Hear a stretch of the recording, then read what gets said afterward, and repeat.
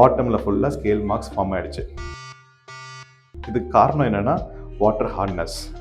இப்போது இது எப்படி க்ளீன் பண்ணணும், என்ன ப்ராசஸ் பண்ணணும்னு நான் உங்களுக்கு எக்ஸ்பிளைன் பண்ணுறேன். வணக்கம். ஆஸ் அ கன்சல்டண்ட்டாக எனக்கு நிறைய கால்ஸ் வருது. என்னென்னா பாத்ரூமில் ஸ்கேல் மார்க்ஸ் எப்படி போகணும்னு. ரீசெண்டாக உங்களுக்கு காமிச்சிருந்தேன், அதாவது ஃபிட்டிங்ஸில் எப்படி ஸ்கேல் மார்க் ரிமூவ் பண்ணணும்னு, டைல்ஸில் எப்படி பண்ணணும்னு கற்றுக் கொடுத்துருந்தேன்.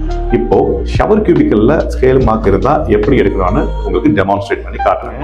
நான் இந்த பேடில் ஒரு ஸ்கேல் கேர் கெமிக்கல் அப்ளை பண்ணியிருக்கேன். இது ஃபர்ஸ்ட் கெமிக்கல் அப்ளை பண்ணிட்டு கான்டாக்ட் டைம் கொடுங்க. இப்போது ஃபைனல் ஸ்க்ரப்பிங் பண்ணலாம். பார்க்கலாமா? Wow, almost Khan. I think we got a success. இங்கேயும் இந்த இடத்துக்கும் டிஃபரன்ஸ் பாருங்க. we have done a good job.